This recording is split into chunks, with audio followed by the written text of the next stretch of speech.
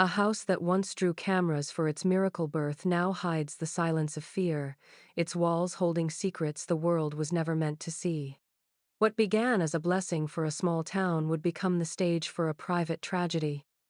In the spring of 1930's America, when the nation strained under the weight of depression, small towns clung tightly to stories that promised wonder.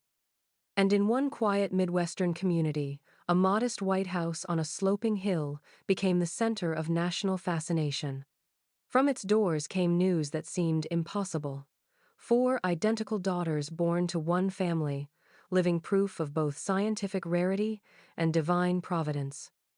Newspapers called it a miracle. Journalists descended with cameras, and physicians lined up to measure, prod, and predict what these girls might mean for medicine. Neighbors brought casseroles and quilts, congratulating the proud parents on their extraordinary fortune. To the public, the household was blessed, a shining emblem of resilience in hard times. Yet the walls of that home absorbed truths no reporter's flashbulb could catch. Behind the curtains, where the cameras did not linger, the celebration curdled into something more suffocating. The girls were not simply children, they were symbols, possessions, extensions of a father who saw them less as daughters and more as his legacy carved in 4.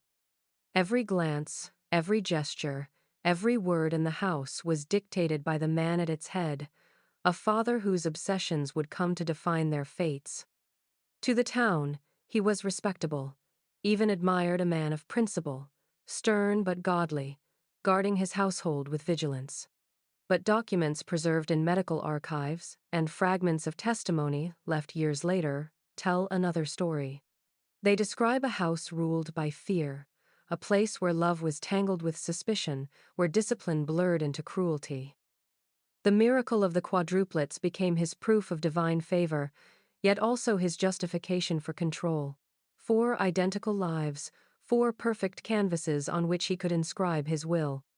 Visitors remembered how rarely the children were allowed to wander unaccompanied, how the blinds were drawn tight even on bright afternoons, how conversations fell silent the moment the father stepped into the room. The mother's presence, soft but muted, seemed designed not to comfort but to appease, her smiles fading quickly whenever his shadow passed. And the sisters, still infants, were carried like fragile relics, wrapped and displayed only when their father approved. The story, as the world first heard it, was one of marvel: 4 girls born into the same crib, destined to live parallel lives. But inside that hilltop house, marvel became mask.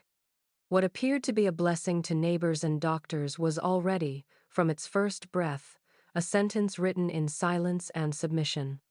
The hill became a stage, the house a sealed chamber, and within its walls began the slow, invisible unraveling of 4 lives that would later be studied as madness, but were, in truth, forged in the grip of a single father's hand. The man who presided over the Janane household appears in records only under the pseudonym Morlok, a name meant to shield his descendants from the notoriety his story left behind. To those who lived beside him, he was the picture of small-town respectability. He held steady work, attended church without fail, and carried himself with the posture of a man who believed discipline was the highest form of love. Parish notes describe him as devout, unwavering, and even charitable in public. Yet these same archives whisper of a darker current running beneath his respectability. A current fed by his obsession with purity and his unshakable belief that the world was constantly conspiring to corrupt what he considered his own. From the first days of the quadruplets' lives, his presence filled every corner of their home. He measured not only what they ate, but how much they spoke, how long they prayed, and how quickly they obeyed. The diaries of physicians who later visited the household describe a father whose tone brooked no argument, whose eyes lingered on every gesture, and whose punishments came swiftly for the smallest acts of disobedience. In his hands, rules were not guidance but chains, binding his daughters to a rhythm of life that excluded laughter, freedom, or friendship. Neighbors recalled how even the most ordinary choices, what color dresses the girls wore, Whether they could walk to school unaccompanied, which hymns they were permitted to recite were decided not by the mother, nor by the children themselves, but by him alone. The home was not a place of nurture but a private kingdom, and he its unchallenged sovereign. He spoke often of protecting his daughters from sin, yet what he imposed was not protection but surveillance. Every interaction was monitored, every expression judged, every hour accounted for as if the four sisters were not children but fragile property to be preserved for his design. Medical notes written years later hint at the paranoia that bled through his discipline. He believed the world was a cesspool of immorality, and he alone had been tasked with keeping it from staining his household. To enforce this purity, he built an atmosphere of constant inspection. Conversations were interrupted by sudden interrogations, prayers were followed by lectures, even meals became rituals where mistakes were met with scorn. What the community saw as diligence was, within the family, suffocating vigilance. The shadow of Morlok was not cast in dramatic violence, but in relentless control. He did not need to shout to be feared. His silence was often more chilling than his words, for it forced his wife and daughters to anticipate judgment that seemed always to hover in the air. To the outside world, he was a father blessed with 4 miracles. But to the girls who lived under his roof, he was the architect of a life defined less by miracle than by submission, a man who believed his authority was not simply paternal but ordained, and who would shape their destinies with a hand too heavy to escape. The mother of the Janane quadruplets lingers in the archives like a ghost, present in every record yet rarely given her own voice. In parish registers and county forms she appears beside her husband, her signature neat but hesitant, always following his, never leading. In photographs preserved by newspapers, she stands slightly behind him, her expression tight, her hands folded at her waist. To neighbors, she seemed devout, anxious, and eager to avoid offense. A woman who busied herself with domestic tasks and spoke only when spoken to. Decades later, when researchers interviewed those who had known her, the words repeated most often were timid, nervous, obedient. She existed in the home like furniture carefully polished but never allowed to shift position, a figure whose silence became her survival. What the town did not see was how her silence shaped the fate of her daughters. She had lived long enough beneath her husband's authority to internalize his rules as natural law. When he demanded purity, she echoed it. When he lectured about the dangers of immorality, she nodded in agreement. Whether she believed him fully or only feared his anger hardly mattered. The effect was the same. His obsessions passed through her like a second voice, reinforcing the boundaries that caged the girls. In the clinical reports written by psychiatrists who later studied the family, she is described as anxious to please, reluctant to contradict her husband even when his methods bordered on cruelty. Her role was not one of open malice, but of compliance, and compliance can wound as deeply as a blow. Those who encountered her outside the home remembered a woman perpetually watchful, as if scanning for danger no one else could see. She fussed over appearances, worried aloud about judgment, and avoided conversations that strayed beyond safe pleasantries. In this way, she became the perfect accomplice to her husband's dominance. By mirroring his severity with her own quiet approval, she left the children with no refuge, no alternate source of compassion to balance his control. If the girls sought comfort from her, they often found only repetition of his rules, delivered in a softer but no less binding voice. Historians debate whether she was victim or enabler, whether her obedience was born of fear or of choice. But the effect is undeniable. She maintained the silence that allowed her husband's shadow to stretch unchallenged across the household.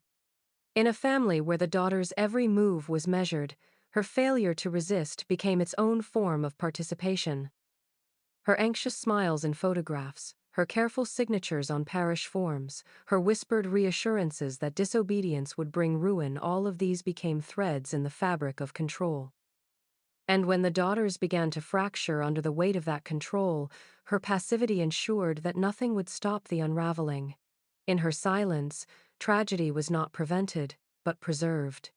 From the moment the Janane quadruplets drew breath, their lives were catalogued, their existence measured as though they were not daughters but data. Newspapers marveled at the symmetry of their faces, the perfect duplication of one child into four, while their father treated that duplication as destiny.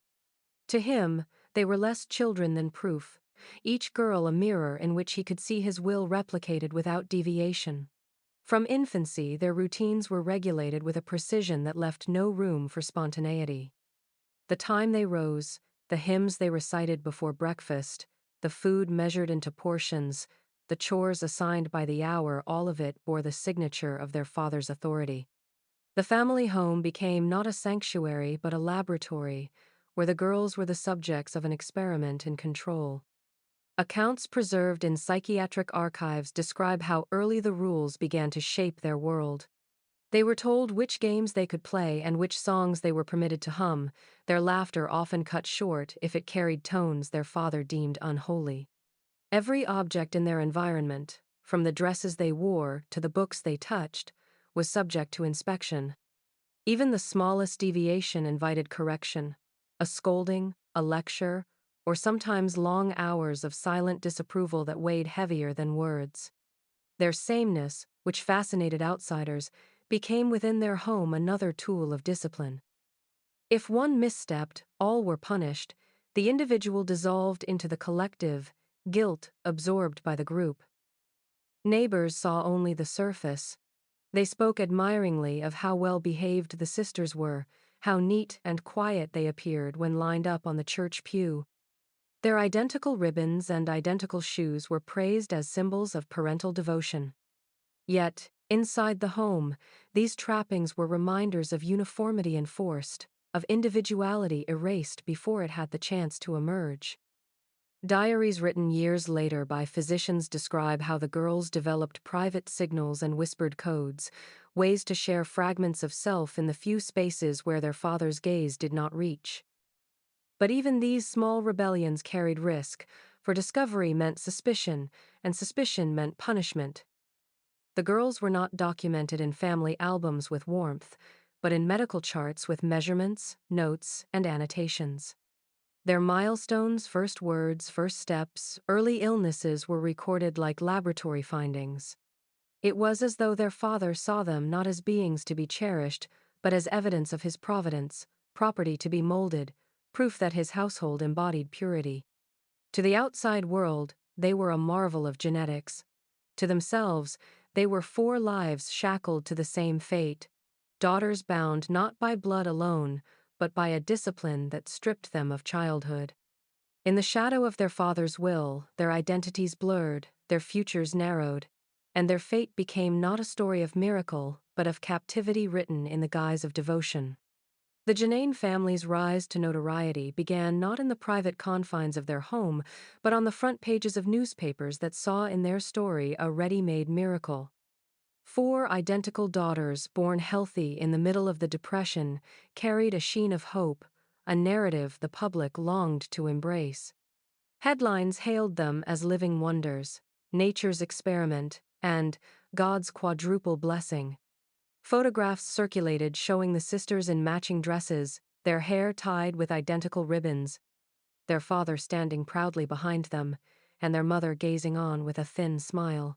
These images were carefully staged, the girls arranged like porcelain dolls, their faces trained to mirror cheerfulness for the clicking cameras. To the world, the family seemed extraordinary, a beacon of prosperity and providence in a time when so many others struggled just to survive.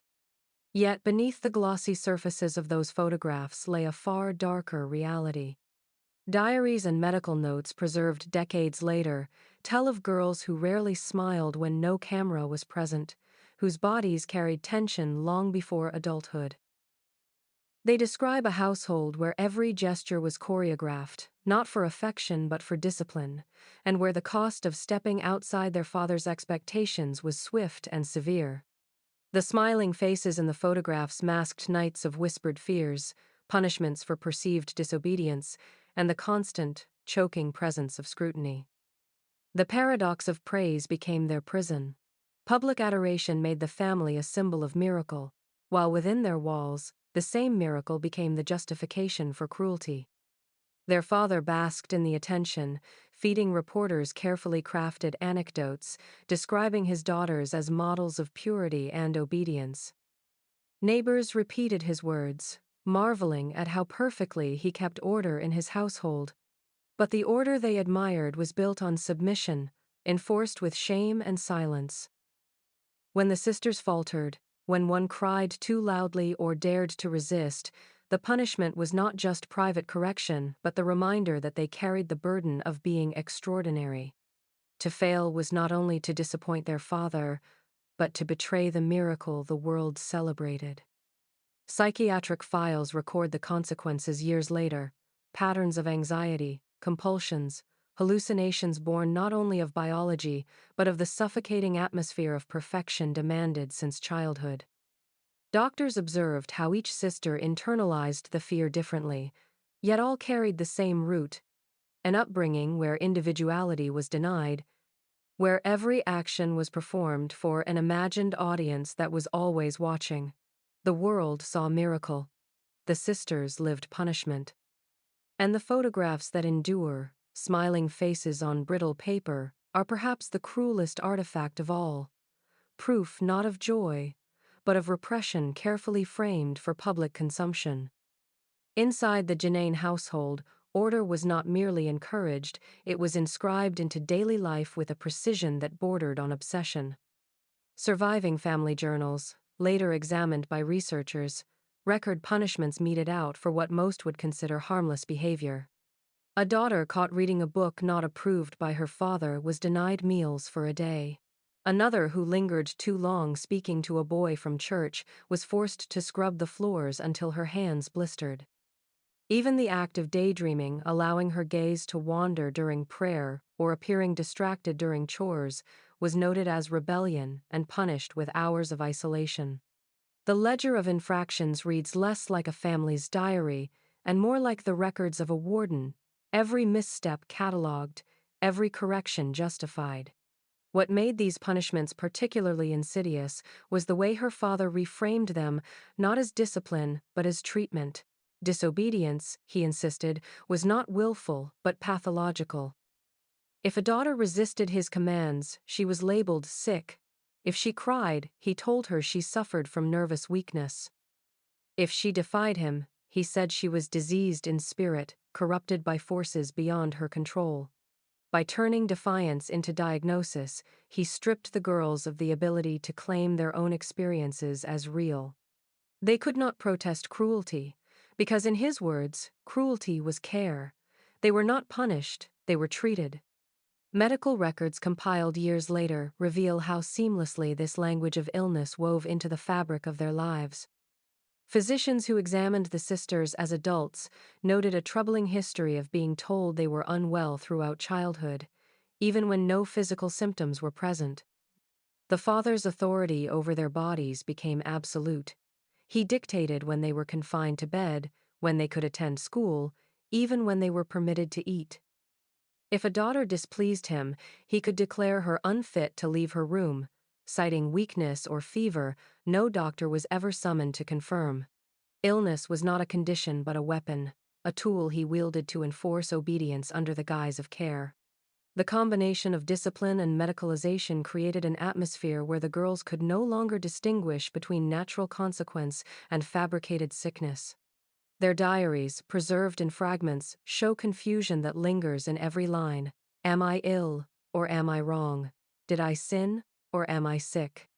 These questions were not asked in defiance, but in despair, as though the categories of morality and medicine had collapsed into a single force that ruled their lives. The ledger their father kept, with its notes of disobedience and cure, did more than monitor their behavior. It rewrote their understanding of self, teaching them that their bodies and minds belonged not to them, but to him. What neighbors mistook for discipline was, in truth, the systematic erasure of autonomy, a chilling experiment in control disguised as fatherhood. The deeper one reads into the psychiatric transcripts that followed the Janane sisters into adulthood, the more a disturbing pattern emerges. One obscured for decades beneath the language of science, and the shield of family respectability. In guarded phrases and halting recollections, the sisters spoke of experiences that extended beyond harsh discipline. They hinted at being touched when there was no reason, at being watched in ways that turned even the most private spaces into stages of inspection.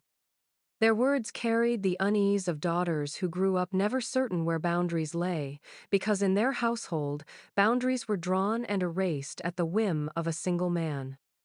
Doctors recorded how one sister described the feeling of being observed as she dressed, another how she was made to endure examinations under the pretense of health, though no illness was present. These moments, often dismissed by early researchers as confusion or paranoia, appear with too much consistency across the accounts to be ignored. The father's obsession with purity became not a protection from violation, but its very mask. He insisted that he alone could guard his daughters from corruption, even as he blurred the line between protection and intrusion. Physical punishments were equally laced with menace. Slaps and blows were explained away as correction, yet the transcripts reveal punishments that lingered in memory less for their pain than for their humiliation. The girls spoke of being stripped of privacy, of having their bodies scrutinized under the guise of discipline. Their testimonies do not read like rebellion against ordinary strictness, but like fragments of trauma concealed beneath layers of shame. In an era when children's voices were rarely believed, their words were quietly filed as case notes rather than accusations. No charges were ever brought. The household remained sealed from outside inquiry, protected by the father's reputation as a devout, orderly man. Neighbors who suspected unease rarely spoke it aloud, and when whispers surfaced, they were quickly dismissed with reminders of the family's miracle status. The mother's silence, whether born of fear or resignation, ensured that no intervention came from within. And so the pattern endured, preserved in secrecy, while the daughters learned that even the most intimate violations could be disguised as moral instruction. The silence surrounding the abuse did not simply protect the father, it deepened the sisters' sense of entrapment.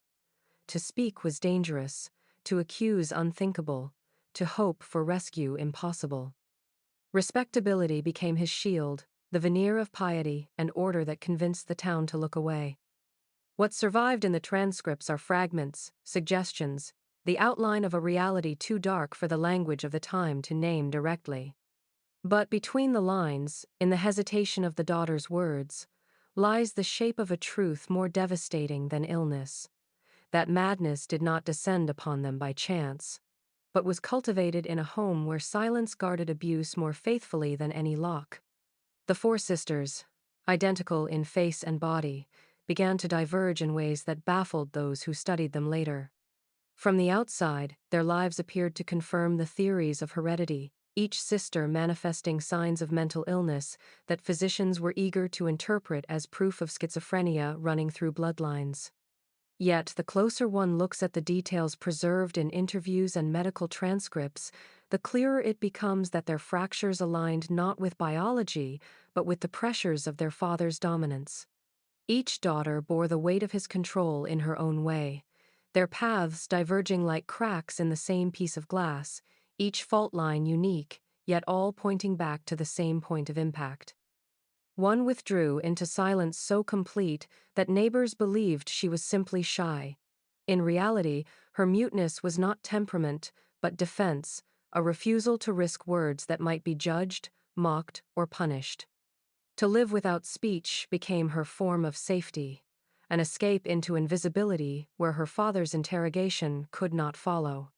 Another sister spiraled into paranoia, seeing eyes in every corner, believing she was watched even when no one was in the room. For her, the surveillance never ended, because her father's presence had conditioned her to expect it always.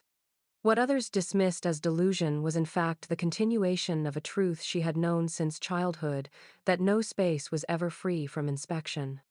A third sister turned inward through compulsions, rituals performed in secret to ward off the crushing anxiety of judgment.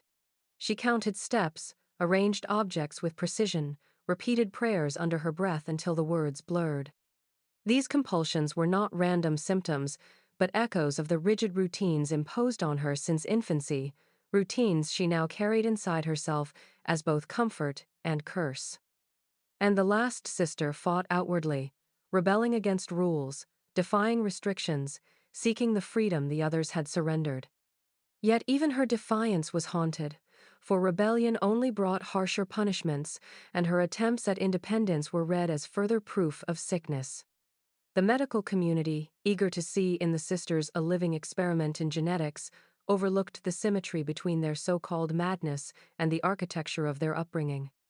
Silence, paranoia, compulsion, rebellion. These were not random manifestations of disease, but predictable responses to a household where speech was punished, privacy denied, routines enforced, and resistance crushed. The sisters' lives became case studies in psychiatry textbooks, their individuality reduced to clinical categories, while the pattern that united them remained largely unspoken. They were not born fractured, they were broken along the seams of a father's rule.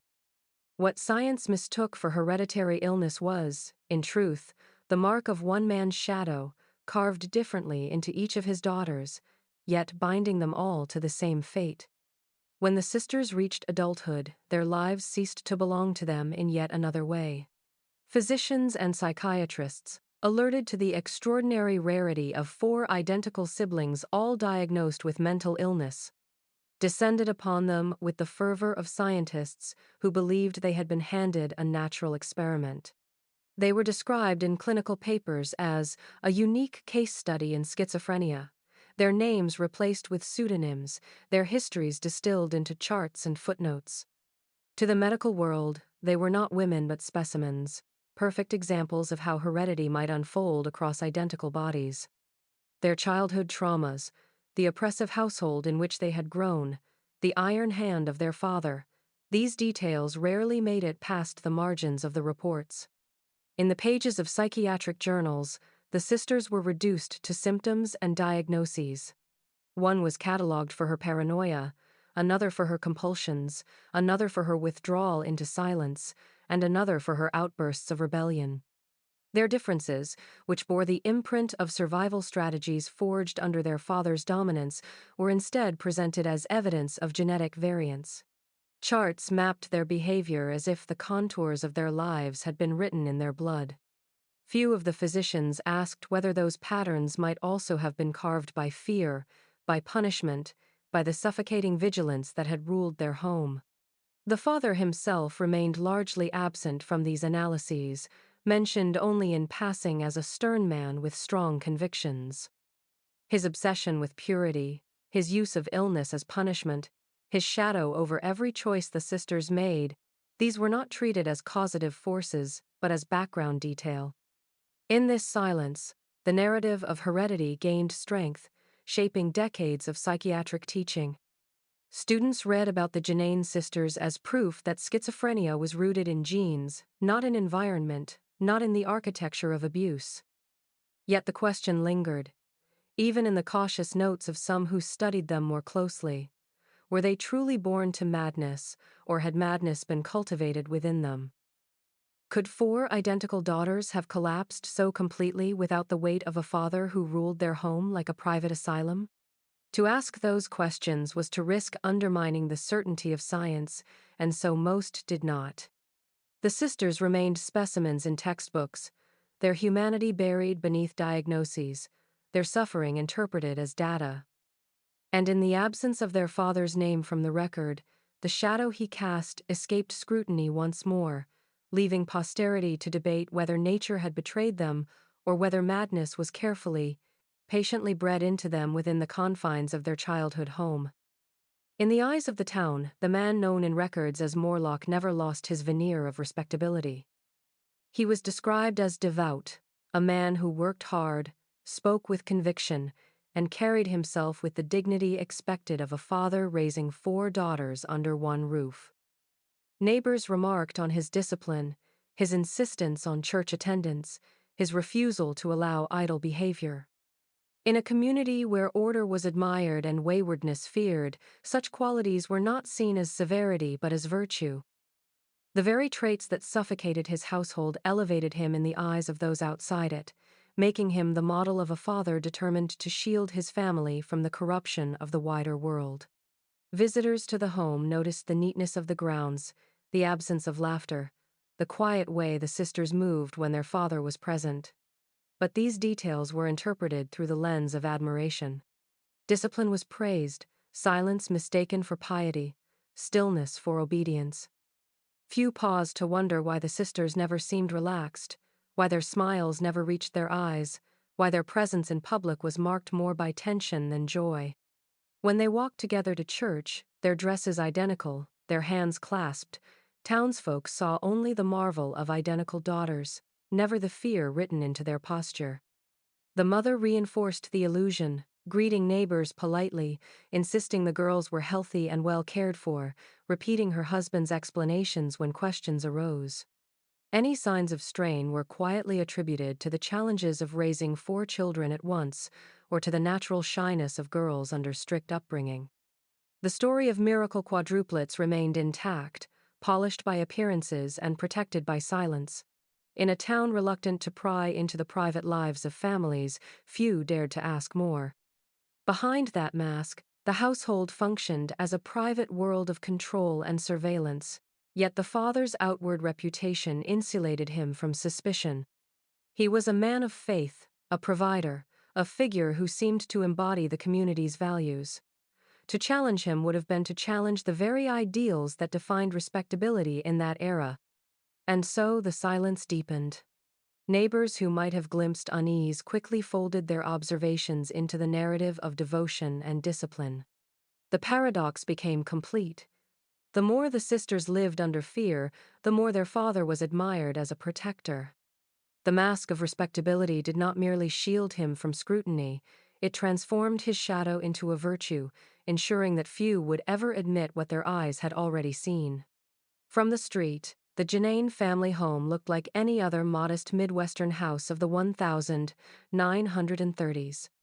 Its whitewashed siding, tidy garden, and drawn curtains gave the impression of order and stability. Neighbors passed by and saw nothing unusual, only a father who kept his property neat and his family close. Yet behind those walls, testimonies later revealed a different picture. The home functioned less as a household and more as a private asylum, where freedom was rationed and every movement was subject to permission. The sisters were confined from an early age, kept indoors long after other children in town had been allowed to roam fields and streets. Windows were watched, doors locked, and the outside world treated as a threat too dangerous to risk. The girls were not permitted to linger at neighbors' houses, nor to join in the small-town rituals of play and gossip that marked childhood. Even at school, their interactions were monitored, their teachers quietly warned by their father to watch for signs of corruption or disobedience. Letters and testimonies recorded later describe how carefully their contact with the world was managed, as if the house on the hill could remain untouched by the flow of life beyond its walls. Inside, the sisters learned the geography of restriction. Rooms that might have been places of rest became spaces of confinement. A bedroom door locked from the outside, a parlor forbidden except during visits, a kitchen that could be entered only under their father's gaze. These locked spaces were not occasional measures of discipline but part of the structure of their upbringing. The house became a maze with invisible barriers, each door carrying the weight of rules, each threshold guarded by suspicion. Accounts written years later capture the claustrophobia of this arrangement. One sister recalled pressing her ear against a door just to hear the muffled sounds of neighbors outside, desperate for proof that the world beyond still existed. Another described the ritual of being summoned into common rooms, where their father's eyes followed every movement, the silence heavier than the furniture itself. Even within the family, isolation became a form of punishment. A girl who disobeyed might be left alone for hours, her solitude framed as correction, though in truth it was little more than containment. To outsiders the house remained ordinary, its windows glowing softly in the evenings, its family seen walking to church in ordered rows. But those who lived within it experienced something else entirely, a world carved into cells, a childhood defined by keys turning in locks. Each closed door reinforced their separation from the world, a quiet signal that their lives were not theirs to live freely. What looked like domestic discipline from the outside was, in reality, a cage constructed room by room, a place where daughters were kept not as children but as wards of their father's unyielding design. When the sisters entered adulthood, their lives became entangled not only in the grip of their father's control, but in the ambitions of science. To physicians eager to unravel the mysteries of schizophrenia, the Janane quadruplets were nothing less than a living experiment. 4 women, genetically identical, all carrying symptoms of mental illness. It was a case study so rare that it promised to validate theories of heredity with unprecedented clarity. The sisters were examined, questioned, and recorded in meticulous detail, their suffering translated into columns of data and clinical observations. In journals and symposiums, they ceased to be individuals. They became specimens, the perfect comparative study of same genes, different psychoses. The doctors treated them as a window into biology, charting the similarities and differences in their symptoms, comparing hallucinations to compulsions, withdrawal to rebellion. They administered tests, recorded speech patterns, tracked behaviors across time. Pages of their files read like laboratory reports. Sister A responds with suspicion. Sister B shows compulsive tendencies. Sister C refuses to answer. Sister D exhibits hostility. Their humanity was stripped away in the process, replaced by letters, categories, and diagnoses. To the medical community, they represented a triumph of access, a once-in-a-generation opportunity to study how madness could diverge even within the same genetic blueprint. The father encouraged this attention, granting doctors access to his daughters, cooperating with their endless inquiries. He welcomed the researchers as allies, presenting himself as a man eager to aid science and protect his daughters through the best medical care available. Yet his cooperation was also a mask, a way to control the narrative. While he allowed the sisters to be dissected in clinical terms, he shielded his own role from scrutiny. Reports barely mention the suffocating home he had built, the punishments disguised as treatment, the atmosphere of fear that had shaped his daughter's every response to the world. His name appeared only at the edges of the records, described as strict, moral, upright, a father doing his best in difficult circumstances. In reality, his absence from analysis ensured that the story of the quadruplets became one of heredity rather than environment, of biology rather than trauma. Doctors recorded their delusions without asking what had planted the seeds. They quantified their compulsions without recognizing how routines had been imposed since childhood. They spoke of genetic fate while overlooking the weight of a man who had ruled their lives like a warden. The sisters became data points, their pain reduced to numbers, their histories erased in the service of science. And while the world marveled at the mystery of 4 identical minds unraveling in different ways, the father who had shaped that unraveling stood in the background, unexamined, his shadow hidden in plain sight. The course of the sisters' illnesses, when laid side by side in the records, follows a rhythm too precise to be dismissed as coincidence. Their breakdowns, though expressed in different forms, moved along the same trajectory: first fear of sin, then fear of punishment, and finally, the unshakable fear of their father's gaze. What psychiatrists catalogued as delusions read instead like echoes of their upbringing, each symptom bearing the unmistakable imprint of lessons drilled into them since childhood. The fear that gripped them was not abstract but familiar, a continuation of the household rules that had governed every breath of their early lives. One sister grew convinced that she was guilty of unspeakable sins, though she could never name what they were. She prayed compulsively, whispering scripture late into the night, her lips moving until they cracked. Another became paralyzed by the certainty that punishment was imminent. She checked doors, rearranged belongings, repeated rituals as if bracing for the moment judgment would fall. A third felt the weight of unseen eyes wherever she went, convinced she was being watched, her paranoia indistinguishable from the reality of years spent under constant surveillance. Even the one who resisted most fiercely could not escape the shape of indoctrination. Her rebellion often dissolved into panic, the conviction that defiance alone had sealed her damnation. Medical charts describe these episodes clinically hallucinations, obsessions, compulsions, but when compared across the sisters, a different story emerges. Their illnesses bore not the randomness of chance but the symmetry of design. The very fears their father had instilled in them became the scaffolding of their psychosis. Sin, punishment, surveillance, these were the pillars of his control, and later, they became the pillars of their madness. What science interpreted as the manifestation of disordered brains was also the echo of years spent under the iron weight of indoctrination. Parish notes and fragments of testimony add to this chilling portrait. The sisters often spoke of hellfire, of failing their father, of eyes that could pierce through walls. These were not borrowed images from medical texts but the language of sermons repeated endlessly at home. Their delusions were not invented in isolation, they were continuations of lessons they had been forced to absorb, now replaying in distorted form within their minds. The fingerprint of their father is visible in every detail. He had cultivated fear as a tool of obedience, and that fear endured long after the rules had ceased to be enforced. Even when doctors took over, even when he aged into silence, the girls carried his presence inside them, as if his gaze had been etched permanently into their consciousness.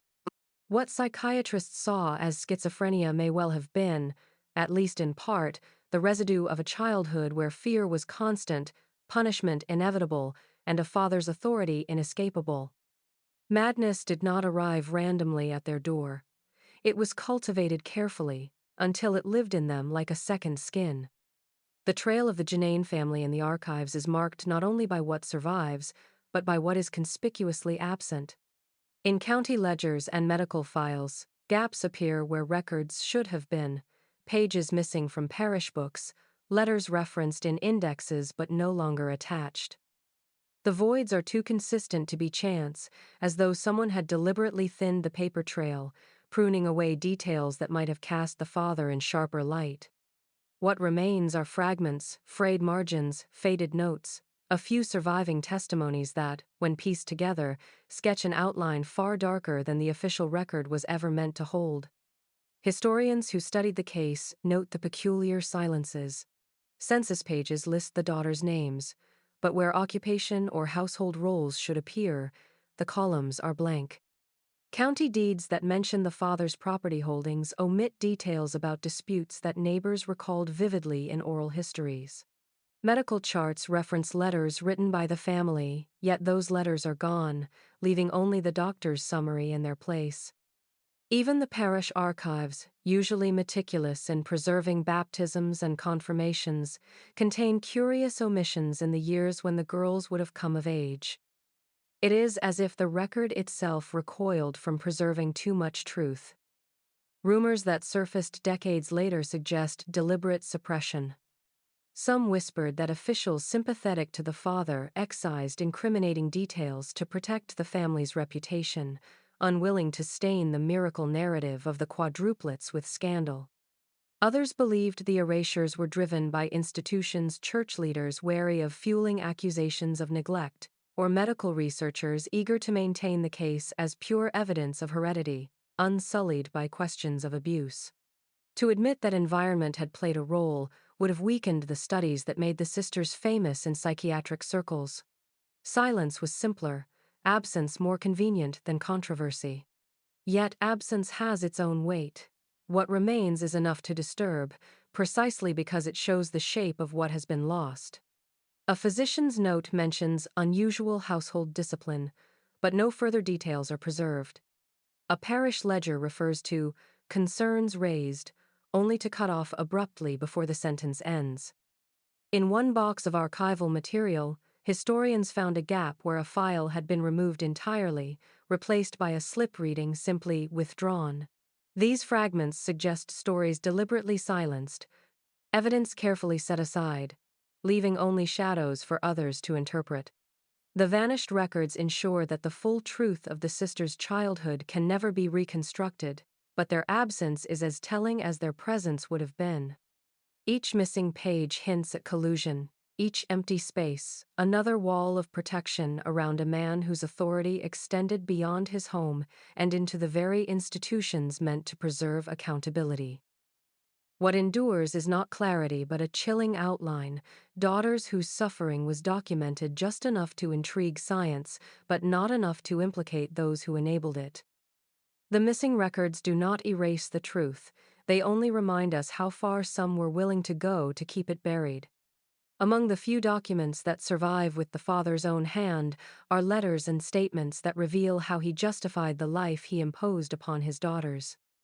Written in a firm script, often to church officials or sympathetic acquaintances, they read less like private musings and more like declarations, as though he were defending his conduct against charges no one had yet spoken aloud.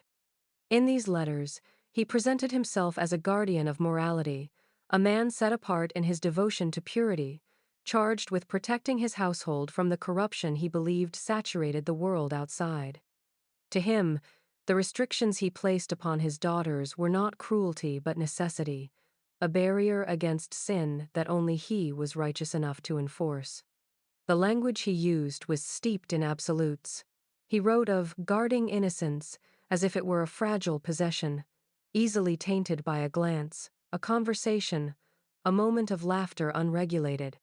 He believed that girls unmonitored became women corrupted, that freedom was a path to ruin, and that only by confining his daughters within a life of rigid rules could they remain unspoiled. In one surviving note, he describes their obedience as proof of God's grace, as though their silence and submission were blessings rather than evidence of fear. To modern eyes, these words reveal not devotion but obsession, an unrelenting fixation on purity that consumed not only his daughters' lives but his own sense of purpose. The obsession blurred into self-righteousness. He cast himself as a soldier in a private war, fighting unseen forces that threatened his household. In his mind, disobedience was never ordinary rebellion but a sign of contamination. If a daughter strayed from his instruction, it was proof she had been touched by sin, and his duty was to correct her before it spread. He wrote of punishment as though it were treatment, of confinement as though it were mercy. His justifications carried the cadence of Scripture, wrapping his authority in the language of divine mandate. Yet the more he wrote of morality, the clearer it becomes that his faith was less about salvation than control. Historians who studied these documents point out their chilling consistency. Nowhere in his words is there mention of affection, of joy, of the daughters as individuals deserving love. They appear only as vessels to be guarded, objects of purity whose worth depended on his vigilance. His letters do not reveal a father struggling with fear, but a man who saw his daughters' lives as extensions of his own will. In claiming to preserve them, he destroyed them. The morality he clung to so fiercely was not a shield but a weapon, turned inward until the very lives he sought to sanctify were fractured beyond repair. His writings remain as proof, not of care, but of obsession, a record of a man who mistook domination for devotion and left behind daughters whose madness bore the shape of his convictions.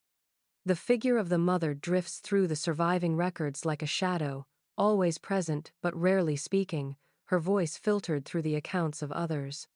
Her name appears alongside her husband's on forms and documents, her signature neat and compliant, never out of sequence. In photographs, she stands slightly behind him, her eyes lowered, her smile restrained, as if any display of warmth had to be carefully measured. Neighbors remembered her as polite and devout, a woman who never raised her voice, who performed her duties without complaint. Yet behind this image of quiet obedience lies a question that historians continue to debate. Was she herself a victim, or did she choose survival at the cost of her daughter's freedom? Accounts suggest she rarely intervened when punishments were delivered, her silence folding seamlessly into her husband's authority. If a child was confined to her room, the mother enforced the rule. If the father declared an illness, she repeated his explanation to neighbors, even when no symptoms were visible. She prepared the meals according to his demands, kept the household running according to his schedule, and offered little resistance to his constant vigilance. To some, this paints her as complicit, a woman who reinforced the cage he built. To others, it reveals a person so trapped by fear that silence was her only means of survival. The evidence is ambiguous, but its effect is not. Her silence ensured the cycle continued. The daughters had no refuge, no alternative voice to counter their father's severity. When they turned to her for comfort, they often found only a softer echo of his rules.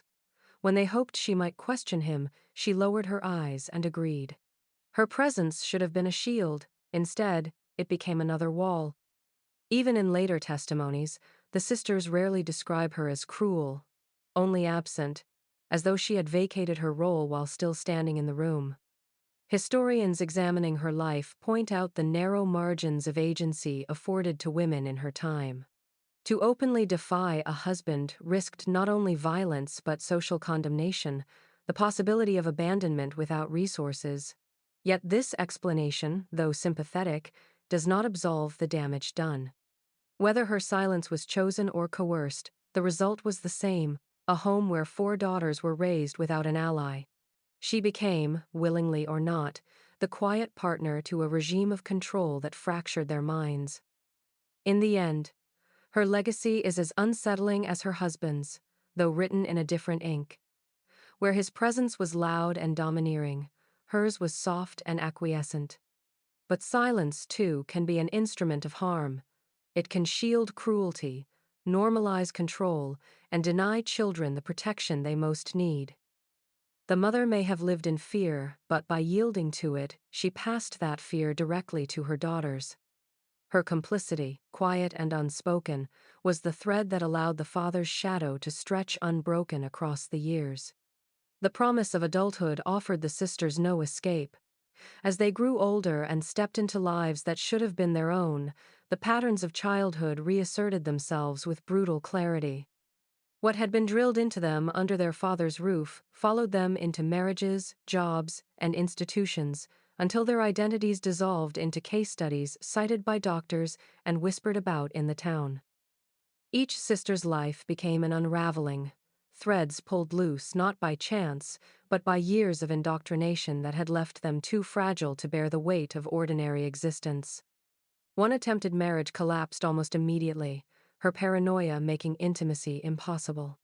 She accused her husband of watching her, of judging her every movement, until the union dissolved under the same scrutiny she had once endured at home. Another found herself in and out of psychiatric hospitals, her compulsions consuming her days, her rituals crowding out even the smallest semblance of freedom. A third withdrew so completely that neighbors described her as a ghost, a figure glimpsed, but never truly present, her silence carried from childhood into a muteness that no treatment could break. The last fought most openly, her rebellion against her father transforming into a rebellion against any form of authority. But her defiance led her not to freedom, but to conflict, broken relationships, and eventual confinement when her outbursts became too much for others to bear. Medical records from these years describe them clinically, cataloging hospitalizations, diagnoses, and failed interventions. The sisters became subjects for research more than patients in need of healing. Doctors mapped their decline with charts and percentages, fascinated by how identical genes could yield such divergent symptoms.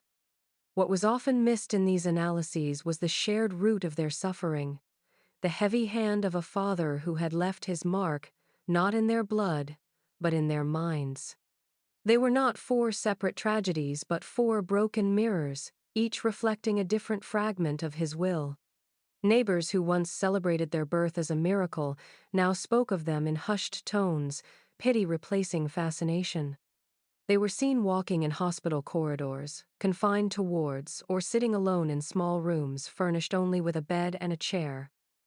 The sisters did not flourish into adulthood. They endured it, each step forward dragging the chains of their upbringing. Their lives were not their own, but extensions of the experiment their father had begun long before doctors arrived. an experiment in obedience and fear that left no survivor untouched. By the time their stories were written into psychiatric literature, their individuality had already been erased. They lived as specimens, as cautionary tales, as footnotes in debates about heredity and madness. What should have been four distinct lives became variations on the same broken theme, shaped and shattered by the hand that had claimed to protect them. In adulthood, as in childhood, they remained bound to the same fate, not women in their own right, but echoes of a father whose will outlived his presence, etched into every failure, every fracture, every page of their medical histories.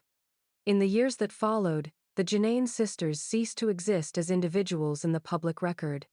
They became case studies, symbols of a scientific debate that cared more for theories than for lives. Psychiatric literature seized on their story, presenting them as living proof of hereditary madness, four identical women descending into psychosis as though fate had been written into their DNA. Their names were changed, their identities concealed behind pseudonyms, but their suffering was published in journals, dissected in classrooms, and displayed at conferences as if their misery were evidence in a grand experiment conducted by nature itself. The narrative was convenient. At a time when psychiatry was desperate for certainty, the sisters seemed to offer it. Here were four genetically identical women, all marked by schizophrenia, their differences explained as variations within a single blueprint. Charts and graphs illustrated their symptoms, their decline mapped with clinical detachment. The focus was on heredity, the power of bloodlines, the inevitability of madness.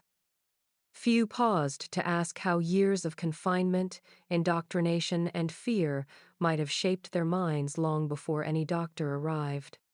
The environment that had broken them was mentioned only in passing, if at all, as though the walls of their childhood home had been invisible to the science that scrutinized everything else. The father's presence, so central to the reality of their lives, disappeared almost entirely from these accounts. The name Morlok vanished from the footnotes, replaced by the sterile language of genetics. Where his control, his punishments, and his obsession had left indelible scars, the literature spoke instead of inheritance, of brain chemistry, of the statistical power of identical siblings. The story was not told as one of abuse, but as a triumph of research, an opportunity too rare to be ignored. By erasing him, the psychiatric establishment not only silenced the truth of their suffering, but also reinforced the illusion that madness had sprung from within them alone. They were transformed into symbols, stripped of context, their humanity reduced to examples in a textbook. To generations of students, the Janane sisters were not women raised in a cage but proof that schizophrenia could be tracked through lineage. Their father's shadow lingered over their lives, yet in the literature it disappeared, replaced by the colder shadow of scientific convenience. This erasure was not accidental. It was the cost of a narrative that sought clarity where the truth was tangled. To acknowledge environment, abuse, and terror would have complicated the story, introducing uncertainty into what psychiatrists long to present as genetic inevitability. And so the complexity of their suffering was smoothed away, leaving behind a tale that served science but betrayed the reality of four daughters broken not by fate, but by the man whose name the record refused to remember. When the end finally came for the man known in records as Morlok, it arrived without scandal, without reckoning, without even a whisper of the accusations that would later be drawn from the lives of his daughters. He died as he had lived in the eyes of the town, a respected man, strict but devout, his coffin lowered into the earth with the solemnity reserved for fathers who had worked hard and guarded their families. Neighbors spoke of his diligence, of the miracle of the quadruplets that had been entrusted to him, and of the sacrifices he had made to keep them pure. No mention was made of fear, no acknowledgement of control. He left this world cloaked in the same respectability that had shielded him during his life, his grave marked with the dignity of a patriarch rather than the weight of a tyrant. His daughters did not share the same certainty of closure. They lived on, though not in the ways the town once imagined when it gathered to marvel at their birth. Scattered across hospitals and institutions, Their lives dissolved into case files and clinical reports, each admission another reminder of the fragility he had carved into them. Some lived under supervision, their illnesses charted by doctors who still debated the role of genetics. Others vanished into the anonymity of long-term wards, their days marked by the rhythm of medication and confinement. For the few who attempted lives outside, broken marriages and failed attempts at independence pulled them back into the orbit of care they could never escape. They were not remembered as daughters of a respected man, but as patients, curiosities, examples in textbooks. Yet his shadow never left them. It trailed them into every medical record, every psychiatric study, every whispered account of their decline. Though his name was erased from the literature, his presence was visible in the patterns of their suffering, the fears that repeated with uncanny precision, the rituals and anxieties that bore the unmistakable stamp of his household. He had died without confession, but confession was unnecessary. The evidence of his legacy lived in the fragmented lives of his daughters, each one carrying the imprint of his control long after his body had been buried. In the end, the paradox of his legacy is stark. The father was laid to rest with honor, his reputation intact, while the daughters remained alive but forgotten, trapped in the long shadow of his authority. Science recorded them as symbols of madness, the town remembered him as a man of discipline, and between those two narratives the truth was buried. His daughters bore the scars of his obsession, but his memory was preserved without blemish, a legacy that reveals not justice but silence. He left behind, not confession, but shadow, a darkness that lingered over their names long after his had been carved into stone. The story of the Genain sisters has long been framed as a mystery of heredity, a case study in genetics that seemed to offer science a glimpse into the mechanics of madness. For decades, they were cited as proof that schizophrenia could bloom from bloodlines alone, four daughters carrying the same diagnosis, four lives unraveling as if destiny had written it in their veins. Yet when the evidence is drawn together, the outline tells a different tale.